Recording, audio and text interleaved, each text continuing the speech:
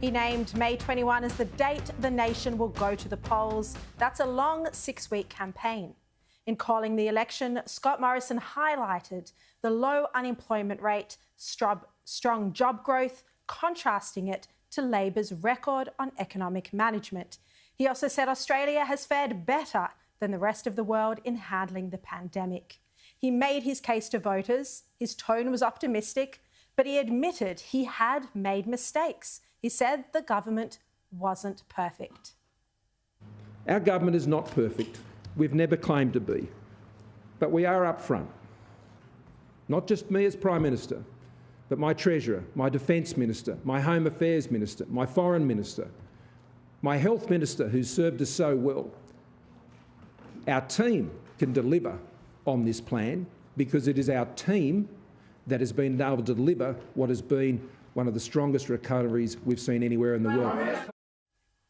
Morrison is trying to cast the election as a battle of ideas, a battle of policies, and of course a contest of economic management, painting the picture of an inexperienced leader in Anthony Albanese, who he says has never held a finance portfolio, and he talks about a shadow treasurer who has never handed down a budget. Morrison said Labor is so focused on politics that the party can't articulate what it stands for.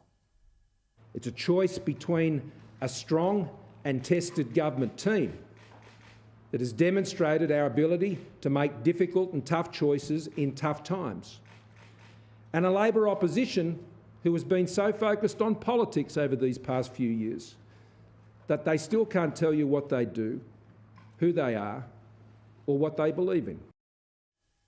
But Morrison has a long road ahead of him. He will need to end the division inside the coalition, or at least silence it for the election campaign. He needs to keep his MPs focused on winning government and stop them from jostling for positions and doing the numbers for either Peter Dutton or Josh Frydenberg, which has been happening. There has been a fight over who will be the opposition leader if they lose the election. The coalition's prospects are clearly behind Labor's. That's evident from the polls. And the PM's lack of popularity is one factor in this. But it's worth remembering that most prime ministers are not well liked heading into an election. It ultimately comes down to how well the public think the government has delivered for them. Morrison has released a campaign video where he highlights his experience and the tough challenges he's faced and we all have faced in an uncertain world. There's drought, there's floods, there's fire, there's pandemic, there is now war. We're dealing with a world that has never been more unstable since the time of the Second World War. We're dealing with an economy which has more moving parts and more risks, but indeed many, many opportunities that we have to seize. For Labor's part, it will be trying to shift the conversation away from national security, away from the economy, and onto Morrison's character. Albanese wants this to be an election, to be a referendum on Morrison the man. And he's had success ever since the bushfires in framing the Prime Minister as a leader in hiding, who doesn't show up, who isn't responsible. And the party has had ample material to work with. Everyone from Barnaby Joyce to Concetta Fierravanti-Wells, even Pauline Hanson, have painted Morrison a bully. Here's Anthony Albanese pressing this message in his attack advert that starts running today. Well, I think Australians are used to Scott Morrison keeping them waiting. He kept them waiting for the vaccine rollout. He kept them waiting when it came to actions on bushfires. He kept them waiting to provide support for flood victims. And today, Anthony Albanese, in his own press conference to mark the start of the official election campaign, he said that Morrison has no agenda or vision for the nation. He spoke about Labor's plan for cheaper childcare, better wages, and restoring faith in the political system. He said that he won't go missing when the going gets tough. I will lead with integrity and I will treat you with respect. I will restore faith in our political system by ending the waste and rorts and establishing a strong National Anti-Corruption Commission. I won't go missing when the going gets tough.